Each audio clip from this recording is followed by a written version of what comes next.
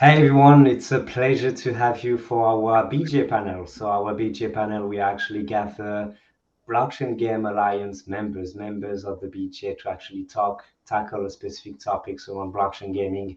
And the expert that we gather today will help us to understand better what's happening in terms of Web2, Web3 integration in game analytics. What are the risks and opportunities? Today. To delve into the realm of Web3 and its implications for game analytics. So we will explore KPIs for games companies to focus on while leveraging blockchain technologies, the insights provided by Web3 data, and everything around in terms of how this is helping game companies for better engagement, better retention, maybe acquisition as well of players. We will see all of that. But before that, I would love to hear from the speakers, obviously, and with a little introduction. So I will suggest Atta, then Vincent and John, you begin. Atta, if you're ready, if you can introduce yourself first. Sure thing. First, thanks a lot for the invitation. So I'm the chief economist at Telescope Labs, where we actually work on game economies, particularly on Web3 game economies, and help companies to build a full game analytics stack, and then get some econ insights, leveraging some AI capabilities, which are emerging recently. So looking forward to the discussion. Great to be here. Awesome. Thank you very much. Glad that you are here. It's Vincent, your turn if you can introduce yourself. Okay. Hi, everyone. My name is Vincent, the founder of GameLand. GameLand actually try to build a transparency community for the game producers to connect with the player. We also want to help the player to access the on-chain data to form the new version game profiles so that they can use the game ID to showcase the skills and achievements for the game producers, so they can cooperate with other with the transparent profiles, can find the right persons to find the right person to work together. Yeah, that's all. Perfect. Awesome. Wonderful. Thanks a lot. John, your turn. Thank you. Yeah, I'm John Schneider. I'm co-founder and also chief economist of Acxyn.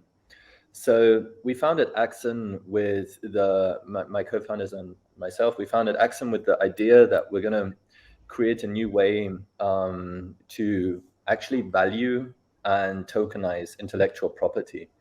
And game economies are such a rich source of intellectual property that analytics and data are actually a part of that. So we set out with the intention to find a way to create a new type of investment vehicle and to understand the value that these game economies actually have and how we can value that intellectual property. So that's what we do at Acxyn.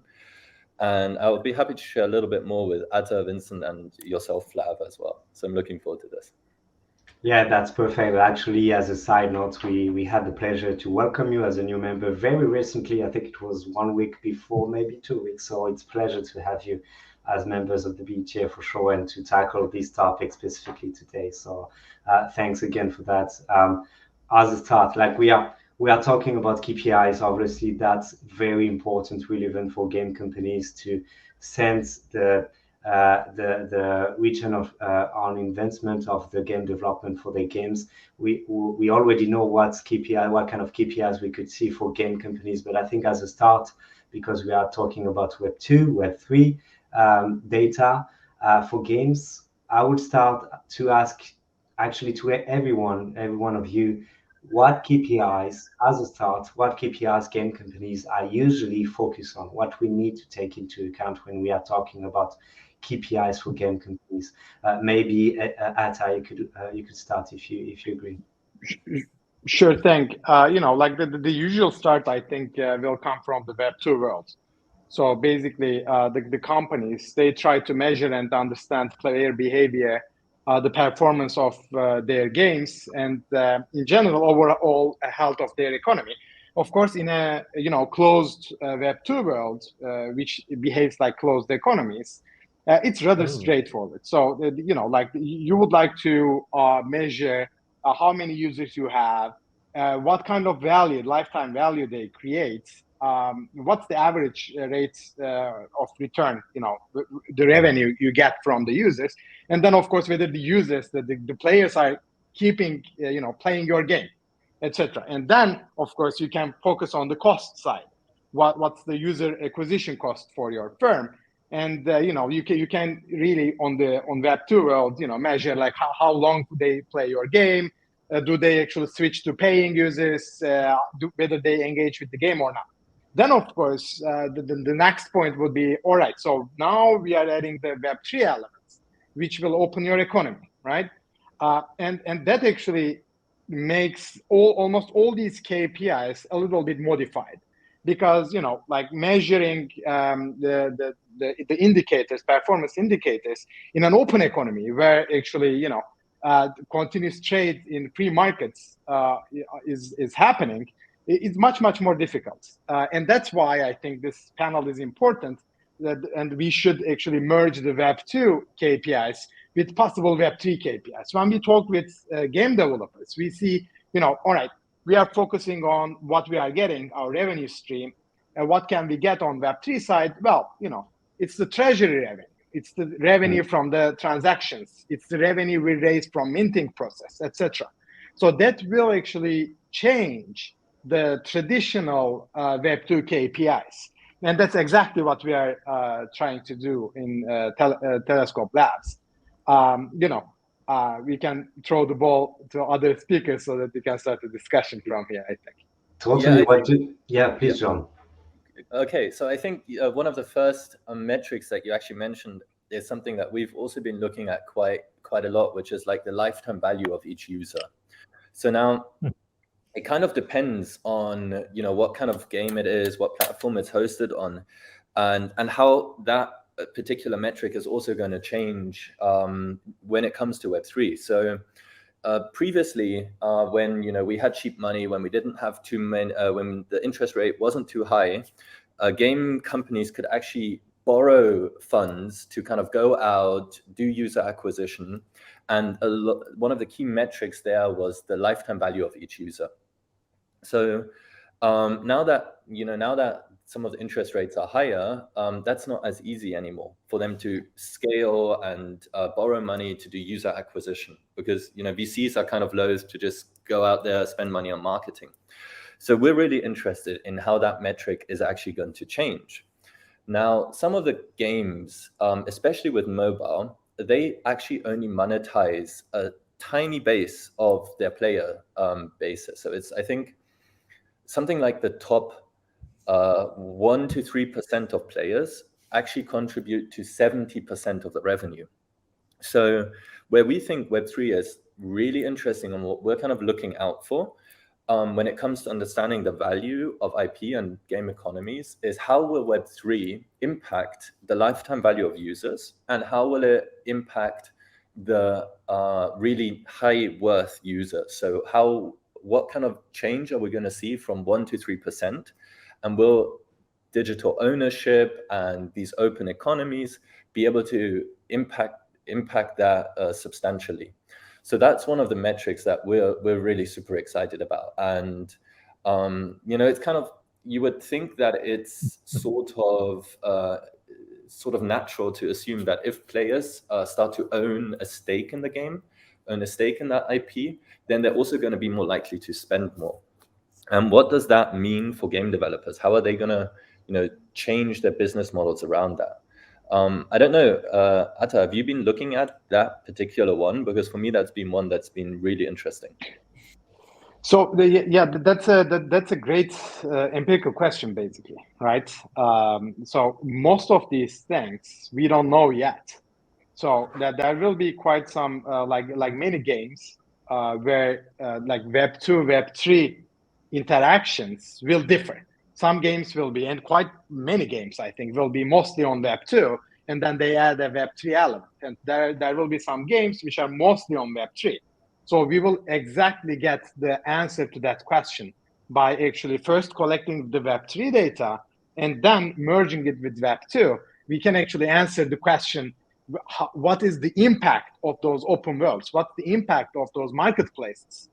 You mentioned the very skewed, revenue stream coming from a few players. That's a very highly unequal world we live in the Web2 world, and when we switch to Web3, it may well be the inequality goes down, and as the gamers will be more involved, the wealth distribution and income generation opportunities for the companies may actually get more like a normal distribution, let's say.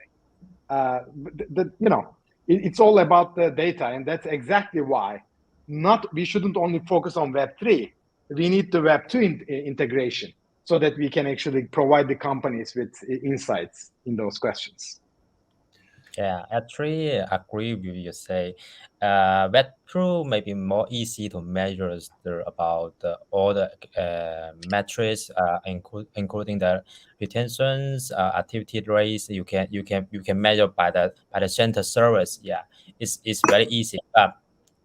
Actually, our GameLand has analyzed almost 100 games. We found Web3 is very difficult for you to find out the result why the cameras is go out your game, why your retention is so low.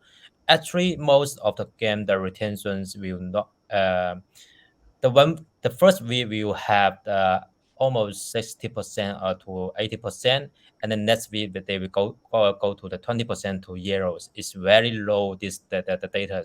So we try to find out the reasons, but it's very difficult. Maybe we found many gamers they play the game, they want to make the money, but if the access is too expensive, when they play the game cannot get back the money easily, so they will go out the game, right? Actually, we also found that the different different gamers, different type gamers, they will pay more attention to different games.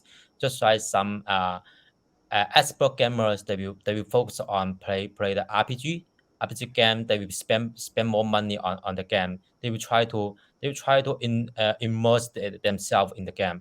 And some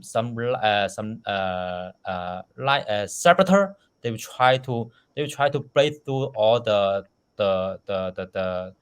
game logical. They will try to, but they will not. But they will not spend so much money on the game. They will try to play more about the game, try to get more know more about the game, the logical, so they can make some videos, try to teach some other people how to play the game, and the game you can get the money. Maybe you can get pay through the how to kill the boss. Yeah, we found this is very interesting size in Web3. Yeah.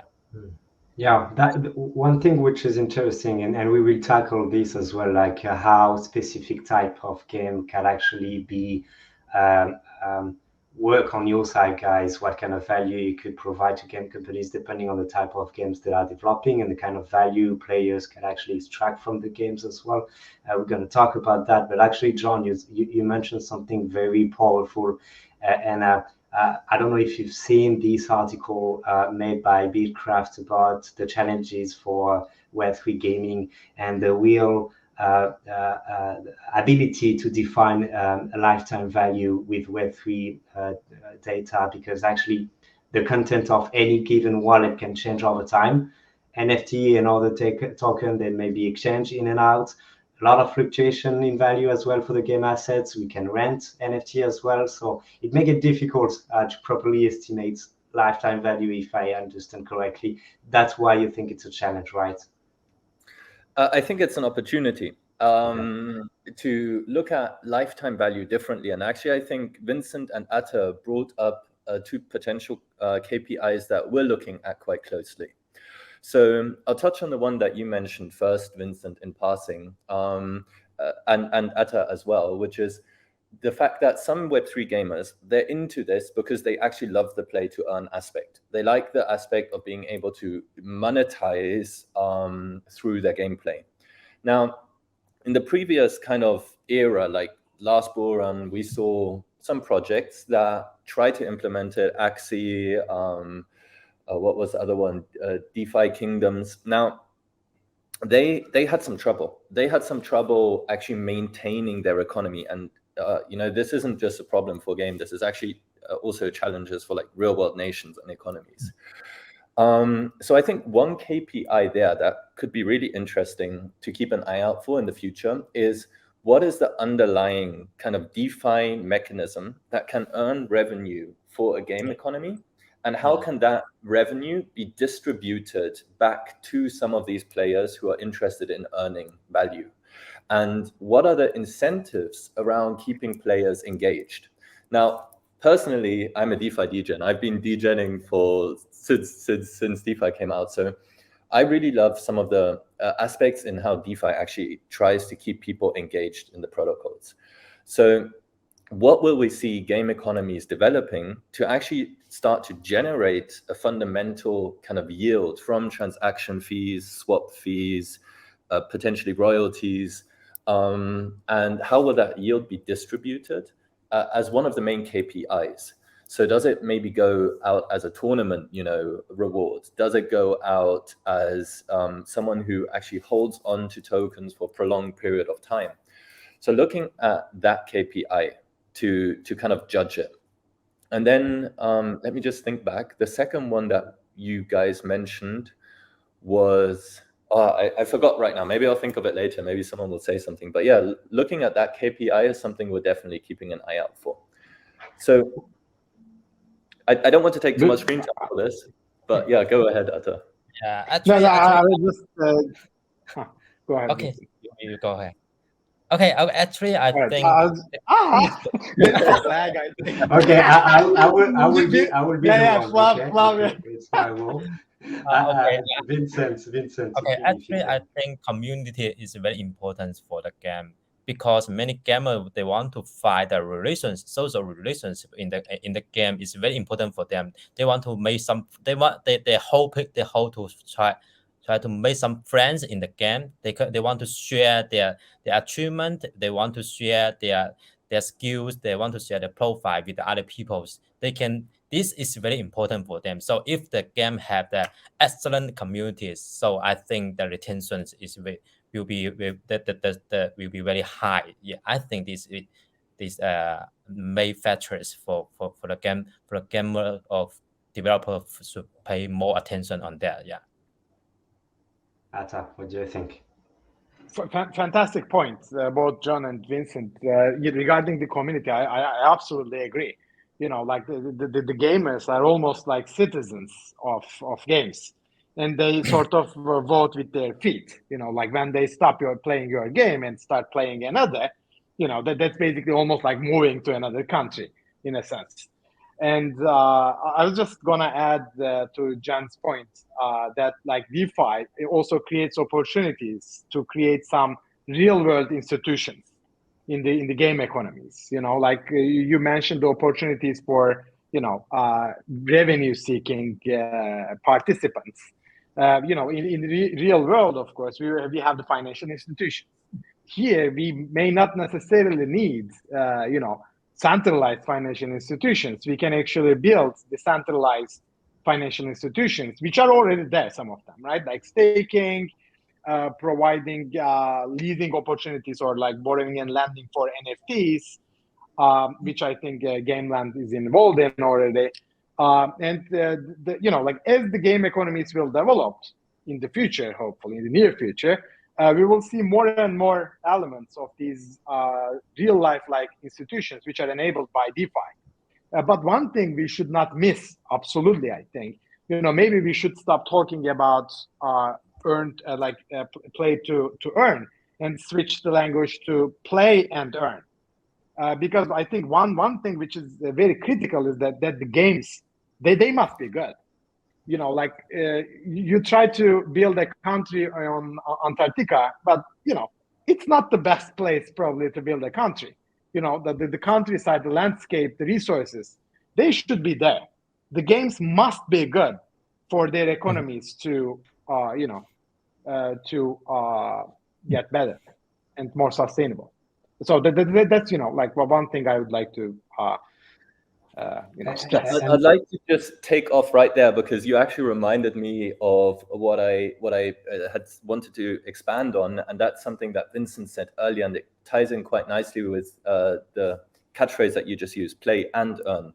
So, Vincent, I think you were alluding earlier at the potential, for players who want to monetize not through the game, but in tandem with the game. So that could be, key opinion leaders. That could be, people who produce videos on YouTube. They stream on Twitch. So, and that kind of ties into the community, right? That's how the community essentially can grow. People then follow their idols who play the game. And who help them understand it. So just for the way we've kind of been thinking about it is that in the past, there's been quite a separation. People who actually influence and adopt some of this gameplay and, stream it out, they drive value back in an intangible fashion back to the game. Now, some of them might get sponsorship deals. Some of them might have the opportunity to work officially with the company, but not all of them are official. Especially if you're small, you're kind of starting out. There's no direct line back to the game and to a KPI. So when we thought about IP tokenization, that's kind of like the rights for that intellectual property. And those rights could also include the ability to actually build more lasting relationships with some of your key opinion leaders and some of your key community members. So what I've seen in like the last couple of years is that actually most projects just kind of go out there and say, hey, all of our IP is CCO, we're giving it out for free. We've spent this time developing it, but here you go, do with it as you will. Now, we think that there could be that opportunity with the tokenization of IP to create new types of KPIs, such as what is your engagement level with some of your key opinion leaders? What is your engagement level with your influencers? What kind of revenue share agreements do you have in place with some of these key community members to actually tie them into your community for a lasting period of time? Now, in the past, there was never that type of job description. Hey, be my YouTuber, but we're seeing, especially with games like TFT, that the main developer of TFT, Mortdog, he's actually on YouTube and Twitch consistently. So what are some of his KPIs that he's reaching, and what is his, incentive beyond his position as the key kind of developer for TFT to be a part of that? So we really see that these main KPIs are going to start playing a role as the industry matures, and I think we're going to be in for quite a wealth of data that game companies are going to be overcome with. And so companies like Telescope, and Acxyn, just helping them out with visualizing that, I think that's going to make a big impact on these game developers. Yeah. We mentioned a lot. You mentioned a lot of things like community-driven KPIs. When we talk about game, it could be time, or something we already know, like the time spent in games, number of guilds, anything like that. We could mention also. You mentioned also revenue-driven KPIs like LTV, but also customer acquisition cost. We know that all of those KPIs already existing in the gaming sector. We are seeing more things with Web3, like related to the wallets or the unique active wallets as an example of a KPI. And as you said, John, it's good for game companies to really visualize the KPIs. So do you think something is happening? What kind of KPI we should focus on in Web3? Can we already focus on specific KPIs with Web3 analytics? Eta, if you want to start, if you have anything. There are some which are, I think, not available for most of the Web2. So maybe it's a good idea to focus on those, where we actually leverage the blockchain data. everything is public, and we can actually use that information, even though you will need like a function as a big data warehousing service in a sense, right? As John mentioned, I think the companies like us and will provide the opportunities to, for example, collect all the wallet information and actually transform them to provide the companies, the game developers, with a sense of who your gamers are and what sort of activities are they involved in, possibly in other games, possibly in games in your ecosystem. That's some like a possible trend in the future as well. Like related, like you can build your universe and then actually use the universe as a way to keep your gamers engaged and basically get into competition with possibly other games, other Web3 games, from like where you get information regarding your players' activities and how they, not just number of wallets I'm talking about. I'm talking about the depth of information provided by their wallet transactions, or how the NFTs look like. There are new technologies coming up where NFTs, look like actually work like wallets, and they can actually keep and trade trades. So that will add even more complexity to these economic systems, and will come up with specific like KPIs such as, how important your game is for your gamer, or what's the sort of the distribution of your gamers in terms of wealth. You can basically, John. I was about to mention exactly that one.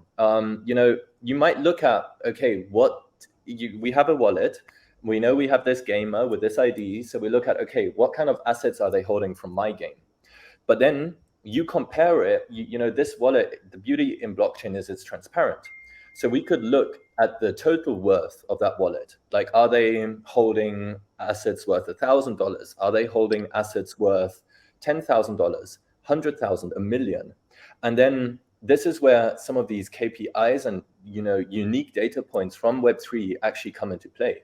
So if you like, I think we're all familiar with some of the player archetypes from Web2. So we have like the conqueror, we have someone, the socializer. But now I think these types of data points from the actual wallet and comparing the weighting of that wallet. So let's say we have a game where a player has maybe $100 to $150 worth of assets from my game, but then they have maybe $1,000 worth of assets from a different game. So how can we identify these players based on their average worth and spending behavior across the entire ecosystem and target them to become more part in my community? So you did mention earlier that it's so fluid, the nature of blockchain is you can swap in and out.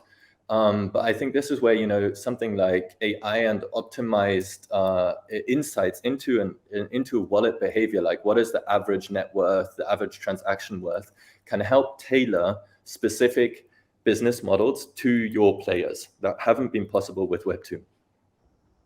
Yeah, actually, many people will be cheated by the wallet activity, because we found that many player in the game, actually they are robots, not the real people, the real players. So the when you try to dive into the wallet address activity, your behaviors, you can see the one wallet is only activity on one chain, just like BNB, but they have but they are every day they have a frequency to play, to approve, to transfer, to swap, and the other behaviors. But you can if you don't understand the behavior, you'll be cheated by this activity. But we can but we try to analyze this wallet behavior. We can help. We think we should help the people to distinguish that the wallet address is a robot or a real players. So the game producer can also pay more attention to the game, try to improve the game logical, or try to improve their ecosystems, try and get back attract as possible as most real player to play the game, not only the robots. Yeah, I think this is very important. The robots will destroy your game. I think this is very harmful for the game ecosystems. They will attract the DeFi. They will, the many normal players cannot get cannot make the money in the game. Yeah, because the robot get all the money out. So is that so the player will go out the game. So I think this is most important invest for the game producers. Yeah. Yeah, John, you.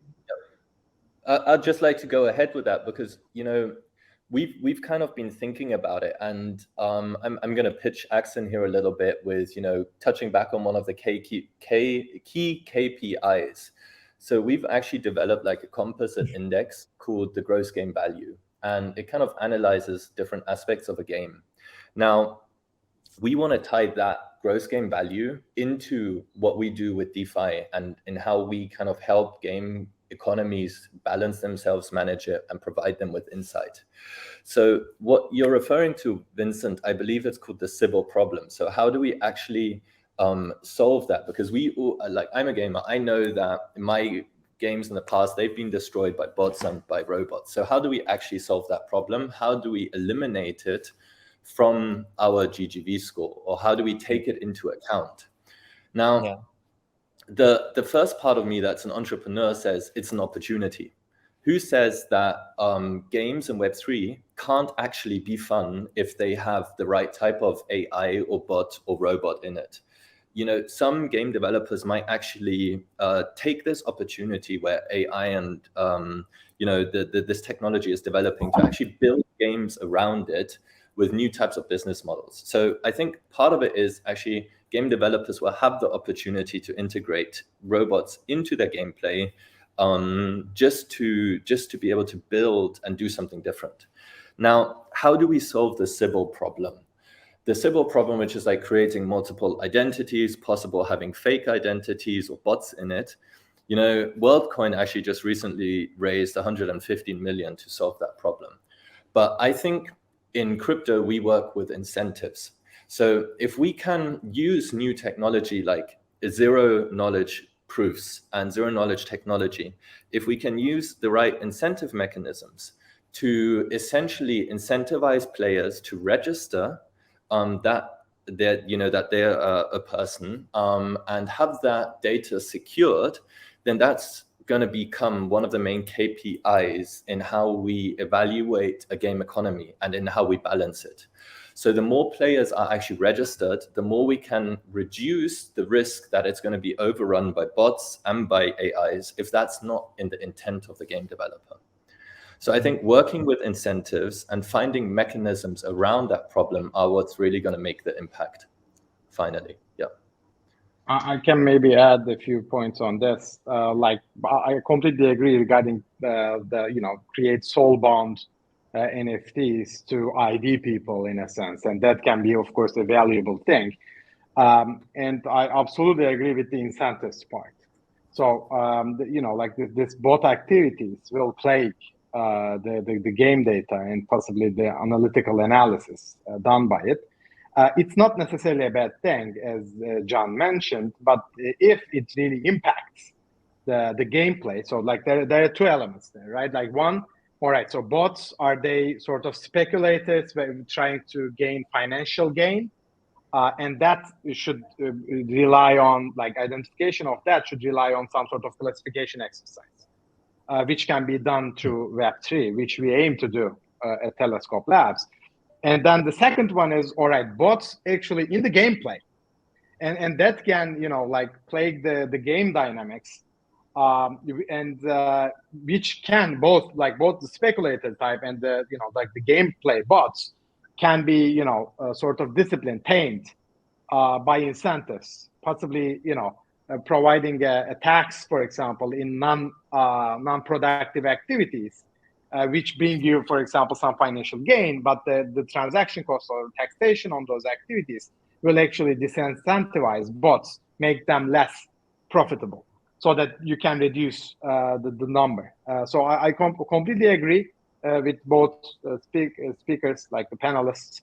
And I also agree that it's an opportunity. It's a challenge also we need to, we need to tackle to grab that opportunity, both like in terms of identification, coming up with possibly adjusted measures, and classification of the wallets, which actually can give you possibilities to the right insights to design your economy. And like Web2 information will help a great deal there as well, because quite some of these games are not just won't be just on Web3. That's the phase that we've kind of been thinking about. You want to, where from speaking to some of the game developers in our ecosystem and from understanding what their requirements are, the best way to actually build an economy right now that I can see is you start off by launching your game in a Web2 fashion with a sort of seamless integration into Web3. So that you start your game, you start generating data, critical data to your game, so that then when you want to transition to a Web3 economy, you can decide on real data from your game how you're going to manage that economy. So if you have certain costs with user acquisition, or if you understand the time people are playing, then that's how you'll be able to actually take your economy. You have most of your assets in Web3 already, but the players don't know this, and then you kind of switch it on. And with that data at hand, I think we'll be able to see more sustainable kind of Web3 economies, whether they are play to earn or play and earn or play to own, whatever that might be, where we look at critical Web2 data and see how can we optimize it with a Web3 business model. Yeah, totally. Very interesting what you said, actually. And you actually mentioned a lot of things and some question I don't have to ask. So thank you for making it easier for me. But yeah, it's definitely interesting what you're mentioning in terms of the main question I wanted to ask you, maybe as the last question as well, will be, we mentioned that the type of games, what could be the types of games or genres can benefit the most from Web2, Web3 integration in analytics? You talked about it a little bit before. What would be the reason for these type of games to really focus on Web3 analytics? Do you have some example of these type of games? We're talking about the use of blockchain, specifically interesting for trading card game. It was the narrative at first, but what do you think on all of that when we are focusing on analytics for games? I don't know if one of you would like to start. I mean, I can start with the low-hanging fruit, saying that, like, absolutely all types of games will have the opportunity to reap the benefits of Web3 aspects. Like any type of tokenization, creating assets, game-related assets, that will enjoy both retention and revenue generation benefits of Web3 integration. And of course, there are some examples. Some of them you already mentioned. I would say like trading card games, like cards, assets, or like turn-based sort of strategy games, which there are already good examples of that. And I think Vincent mentioned it, like massively multiplier online role-playing games, where you actually create a world. And once you have a world, you would like to have an open economy, which is really nicely done through the decentralization in Web3. Any game which can create some play and earn opportunity can be added to that. And maybe finally, this is not really discussed a lot, I think, like educational games. So if you actually create, opportunities for educational games, you can actually certify your activities in the game as sort of a certification of that specific, skill or whatever information you get from the game. But eventually, I think as the the number of players increase, as the market sort of start functioning, I think all the games will have access to this benefits of Web3. John, I know you want to jump in. Yeah, I'm super excited that Atta mentioned educational games, because one of the games that we've been working a lot with is actually also part of a BGA, and that would be Quirk, and they're building Pastopia, which is an educational game. So I'm super excited that you mentioned that. I completely agree. Now, our kind of approach to this has been every Web2 game company should be a Web3 game company, and that doesn't mean that they have to take all of their in-game assets and turn that into a open and tradable economy. So what we've kind of done, and the way we're approaching it, is that we think data is probably one of those main assets that can help a game company become a Web3 company, and we tokenize it as IP. But we also provide game developers, we need data. We're a data-hungry company. Everything we want to do with understanding the value of IP means that we need a lot of data. So and then tokenizing that IP and plugging it into a DeFi economy doesn't mean or necessitate that a game is a Web3 game with a Web3 open economy.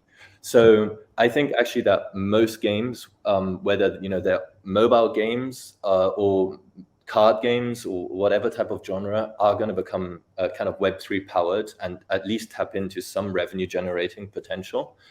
But I think the games that will probably benefit the most from an open economy are the massive multiplayer games, where you just have the assets, the NFTs reach massive valuations. I'm keeping a lookout for, I think it's called Dead Drop. That looks pretty cool, like an extraction mechanism. But yeah, I think this time in 3 years at the latest, every company will be generating revenue through Web3. Yeah.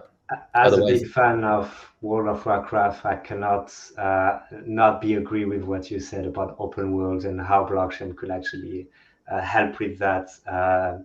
Totally agree with you. Vincent, what do you think on your side? Actually, I think different type of game have different type of gamers. They have different behaviors.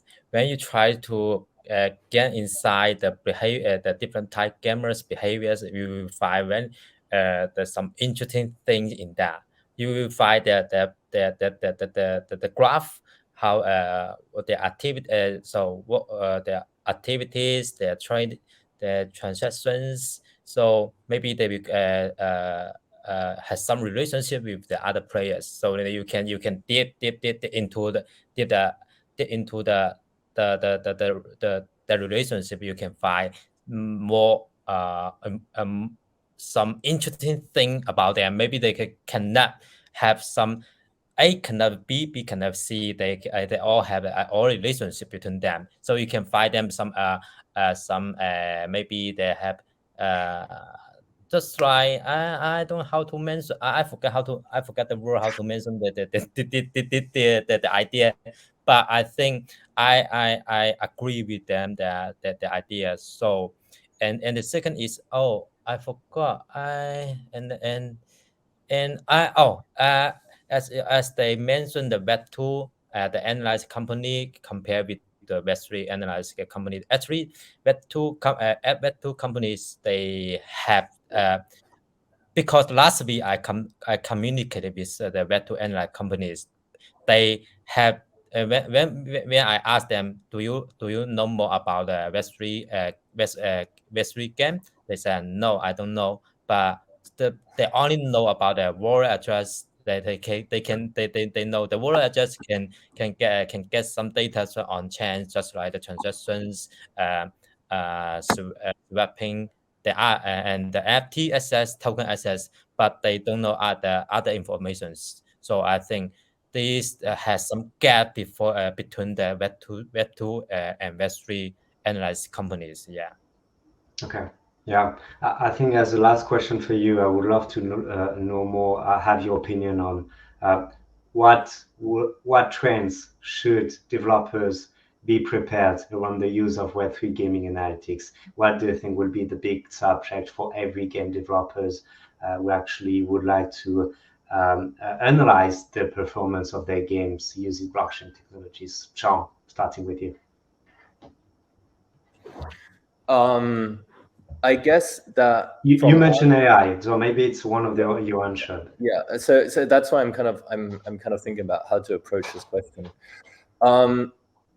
I think that from my side, game developers, they need to be willing, they need to take new skills on board, and you need to be willing to kind of iterate. At the end of the day, your value is going to come from how recognizable your IP is, and that's going to open up a lot of different doors for you. So whether you're a Web2 or a Web3 company, game creators are artists, and they need to be able to use the technology at their hands to always have that focus. How do I build out the IP to the best extent possible? And if that means that you can use AI to help optimize with building the game world, but then you spend more time on managing, the storyline, building out different types of business models, so that your characters and your IP becomes more recognizable. I think that's going to be a major change that game developers are going to be able to do. When they build a business, it's not just building a game. Now it's really building a business and an economy. AI is a super fascinating topic. When it comes to actually Web3 business models, I think it's going to help iterate and take away a lot of that challenge from then transitioning from a Web2 to a Web3 model. It's going to be able to give them the insights necessary to decide, how do I fine-tune my economy? How do I potentially give out rewards, reduce my user acquisition that way? I'm just really looking forward to that. And I think it probably opens the door for more interoperable universes. If you can use AI to take an asset from one world, and without much player or development taking place on the side of the game developers, port it into another world, I think that could be pretty cool. Awesome. Atta, what do you think?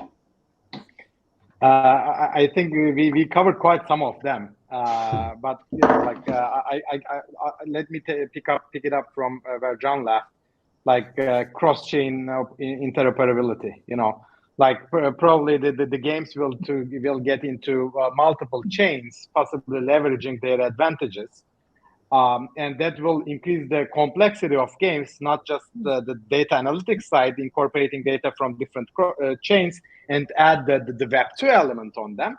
But it also creates the opportunity to indeed teleport your assets into possible other universes. I call those we call those ecosystems.